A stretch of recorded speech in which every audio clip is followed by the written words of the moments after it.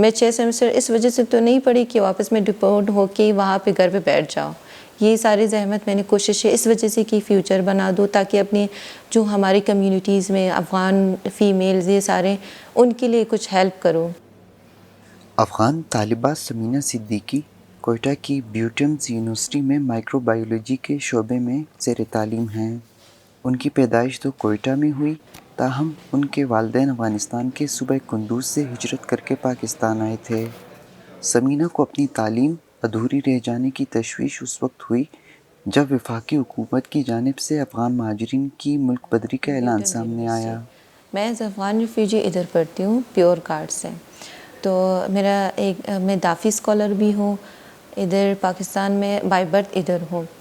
تو جو فیمیلز ادھر پڑھتی ہیں سارا جو اسٹڈیز کرتے ہیں، ماسٹر ہے یا بی ایس ہے یا وہ اسکولز میں ہے یا کالجز میں ہے، ان کی اگر ڈپورٹیشن ہو جائے تو ان کی سارا فیوچر خراب ہو جائے گا. اگر ادھر ان کے لیے ادھر چھوڑ دے کہ ہم اسے پڑھ کے ختم ہو جائے واپس بھیج دیں گے، پھر سے وہی بات ہے کیونکہ افغانستان میں کوئی فیوچر بھی نہیں ہے افغانس کے فیمیلز کے لیے. اور یہ 6 سیمسٹرز جو میں نے بی ایس میں کر رہی ہوں، 2 سیمسٹر رہتا ہے، وہ 2 سیمسٹر میں اگر مجھے یہ واپس افغانستان میں ڈپورٹ کریں بالکل بھی امپیکٹ کرتا ہے کیونکہ یہ سارے فیوچر کی بات ہو رہی ہے.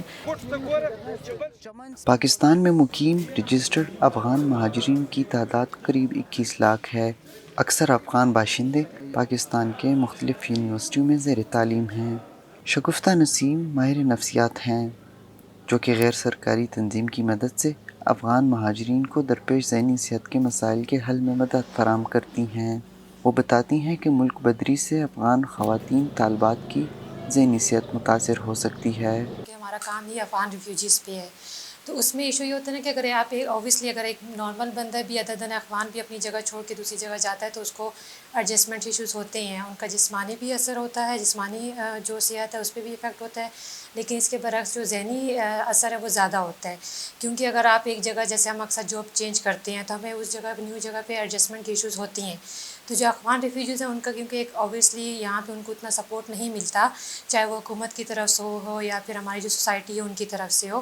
تو جب وہ اوبیسلی ایک جگہ پہ جب وہ اپنے آپ کو ایڈجسٹ کرنے کی کوشش کرتے ہیں تو ان کو سالوں سال لگ جاتے ہیں اپنے آپ کو ایڈجسٹ کرنے میں.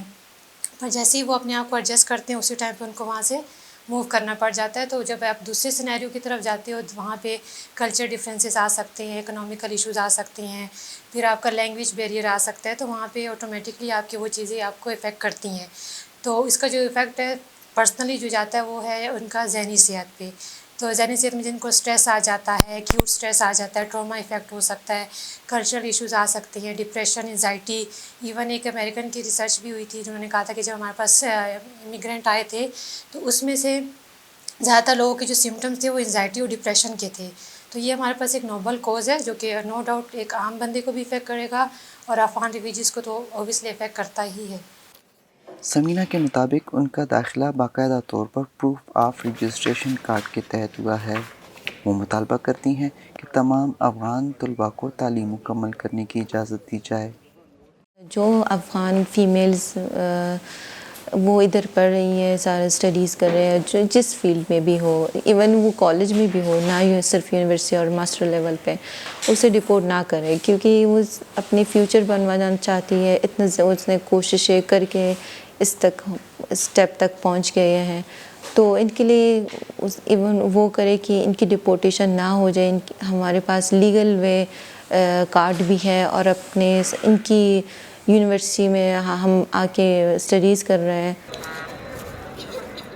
سمینہ اس انتظار میں ہیں کہ کوئی ایسی پالیسی مرتب کی جائے جس کے نتیجے میں افغان طالبات کے تعلیمی مستقبل کو محفوظ بنایا جا سکے. ندیم خان، voicepk.net، کوئٹہ. آپ کی خبر، آپ کی آواز، voicepk.net.